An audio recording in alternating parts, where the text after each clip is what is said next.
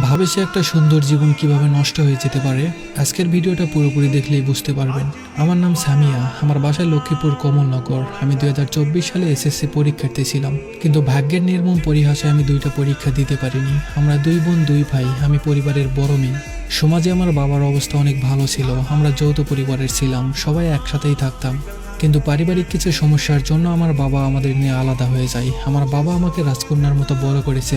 আমার বাবা আমাকে অনেক ভালোবাসে, নিজে খাইয়ে দিত আমাকে। সময়টা ছিল 2022 সাল। আমি তখন এসএসসি পরীক্ষা দিব, কিন্তু আমার কোনো মোবাইল ফোন ছিল না। অ্যাসাইনমেন্ট করার জন্য একটা মোবাইল দরকার, তাই মা বাবাকে বুঝে একটা মোবাইল কিনে দিতে বলে। বাবা বলে যদি পড়াশোনার জন্য মোবাইল দরকার হয় তাহলে পড়াশোনা বন্ধ, কারণ মোবাইল দিয়ে পড়ালেখা হবে না, আমার মেয়ে খারাপ হয়ে যাবে। মা বাবাকে অনেক বুঝিয়ে বলে, তাই বাবা একটা মোবাইল কিনে আনে। আমি এর আগে কখনো মোবাইল ধরিনি। আমি খুব সাধারণ একটা মেয়ে, আমার কোনো ছেলে ফ্রেন্ড নেই, শুধু 2-3টা মেয়ে ফ্রেন্ড আছে। স্কুলে যেতাম, আবার সোজা বাসায় আসতাম।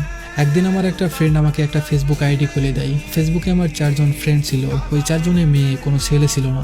একদিন ফেসবুকে একটা আইডিতে চোখ পড়ে আমার। আমি কেন জানি খুব মনোযোগ দিয়ে আইডির প্রতিটা পোস্ট করছিলাম। আমার খুব খারাপ লাগছিল।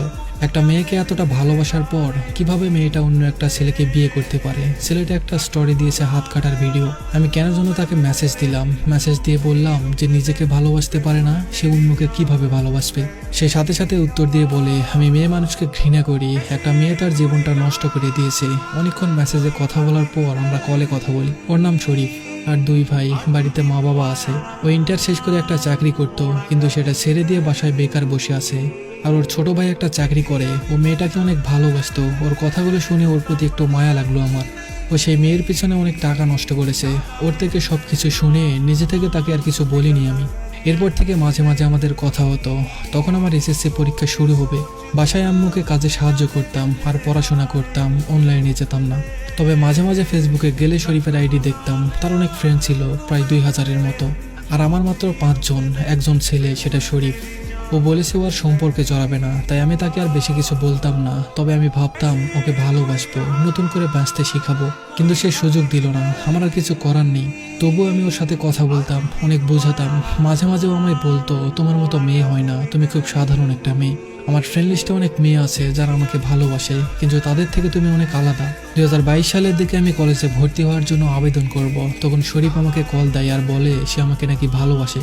আমার সাথে কথা বলে নাকি সে শান্তি পায়। আমার মতো করে কেউ তাকে বোঝে না। সে চায় আমি যেন তাকে ভালোবাসি, আর আমি তার কথা শুনে রাজি হয়ে যাই।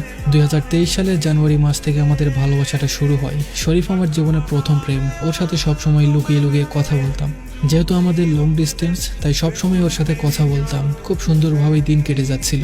6 মাস খুব ভালোভাবেই চলে যায়, কিন্তু 6 মাস পর শরীফ আমাকে অবহেলা করতে শুরু করে। আমার সাথে কথা বলে না, ফোন বন্ধ করে রাখতো। আবার কিছুদিন পর পরও নিজে থেকেই কল দিত। কিছু জিজ্ঞেস করলে বলতো আমার সমস্যা ছিল।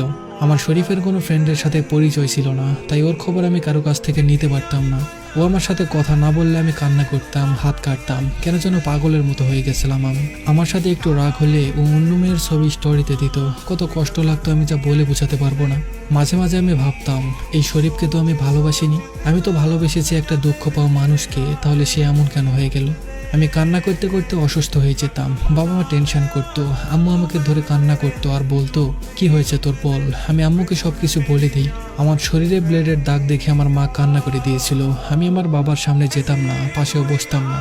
আমার হাত দেখে জিজ্ঞেস করলে কি জবাব দিব। আম্মু শরীফের সাথে কথা বলে। শরীফ আম্মুকে বলে আমার হাত থেকে মোবাইলটা নিয়ে যেতে, আর আমি যেন তাকে কল না দেই। এই কথাগুলো শুনে আকাশ থেকে বললাম। নিজেকে সামলাতে পারছিলাম না, আমার দম বন্ধ হয়ে আসছিল।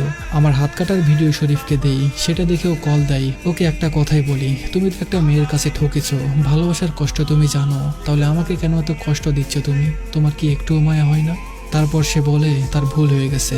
আবারও আমাদের সবকিছু ঠিক হয়ে যায়, কিন্তু কিছুদিন পর পর শরীফের কি জানি হয় জানি না, আমার সাথে কথা বলে না, কল দেয় না।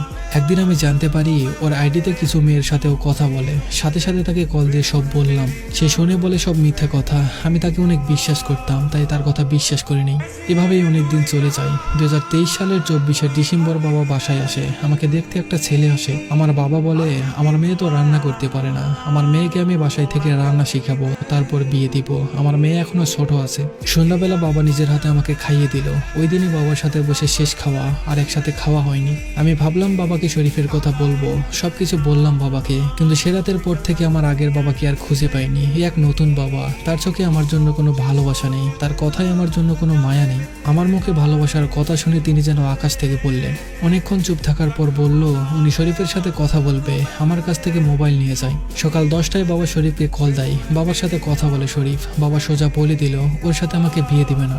কথাটা শুনেই আমার চোখ দিয়ে অটোমেটিক পানি পড়ে যাচ্ছিল। তারপর থেকে বাবা আর আমাকে মোবাইল ধরতে দেয় না। বাবা বাসায় না থাকলে আমি চুরি করে মোবাইল নিয়ে শরীফের সাথে কথা বলতাম। এভাবেই চলছিল। 2024 সালের জানুয়ারি মাসে বাবা আমাকে মোবাইল দিয়ে বলে শরীফকে ব্লক করে দিতে। আমি এটা কখনোই করতে পারবো না। তারপর বাবা বলে হয় শরীফকে বেছে নাও, নাইলে আমাকে বেছে নাও। আমি শরীফকে বেছে নিলাম। বাবা বলল তার ঘর থেকে বের হয়ে যেতে। মা আমাকে পাঠিয়ে দেয় আন্টির বাসায়। আমি শরীফকে সবকিছু বললাম। শরীফ আমাকে বলে তার 6 মাস সময় লাগবে, একটা চাকরি পেলে আমাকে নিয়ে যাবে। বললাম কোনো মতে একটা চাকরি জোগাড় করো, বেতন বেশি লাগবে না। এদিকে বাবা আবার ঢাকায় চলে যায়। মা আমাকে বাসায় নিয়ে আসে। মা আমার সাথে কথা বলে না, খেতেও ডাকে না। বাবা বলেছে আমাকে তাড়াতাড়ি বিয়ে দিয়ে দিবে। আমাকে আবারও দেখতে আসে, কিন্তু আমি বিয়ে করব না। আবারও হাত কাটলাম। এদিকে শরীফও আমার সাথে কথা বলতে চায় না, অবহেলা করে। আশেপাশের সব আত্মীয় স্বজনরা আমাদের কথা জেনে যায়। রোজার ঈদ চলে আসে, সবার কেনাকাটা করলো, কিন্তু আমার জন্য কিছুই কিনেনি। বাবা বলেছে বাবা যতদিন বাসায় থাকবে আমি যেন বাবার সামনে না আসি। সারাদিন রুমে বসে থাকতাম আর কান্না করতাম। ঈদ শেষে বাবা আবার চলে যায়। আমার মা আমাকে এতটাই মেরেছিল যা হয়তো কেউ ভাবতেও পারবে না। ঈদ শেষ হয়ে আবার কুরবানির ঈদ চলে আসে, কিন্তু শরীফ চাকরি জোগাড় করতে পারে না। এবার ঈদেও সবার জন্য কেনাকাটা হলো, কিন্তু আমার জন্য কিছু আনলো না। তারপরেও কিছু মনে করতাম না। আর কিছুদিন পর তো শরীফ আমাকে নিয়ে যাবে, এটা ভেবে হাসি খুশি থাকতাম। আমার এইচএসসি পরীক্ষা শুরু হবে, সেই সময় শরীফ একটা জব পায়, 17,000 টাকা বেতন। ভেবেছিলাম এই বুঝি আমার অপেক্ষার প্রহর শেষ হলো। এদিকে বাবা মা আমাকে অনেক অত্যাচার করতে লাগলো। সহ্য করতে না পেরে কাকার বাসায় চলে গেলাম। আর শরীফকে বললাম পরীক্ষা শেষ করে তোমার সাথে কাকার বাসা থেকেই চলে যাব। তো 30শে জুন একটা পরীক্ষা ছিল।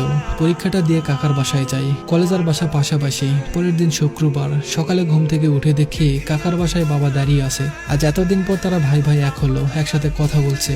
সকাল 10টায় আমার দাদা দাদু আরো কাকা কাকি আন্টি সবাই আসে। সবাই মিলে আমার বিষয় শুনলো, সবাই মত দিল আজকে দরকার পড়লে তোকে কেটে ভাসিয়ে দিব, তারপরেও শরীফের কাছে যেতে দিব না।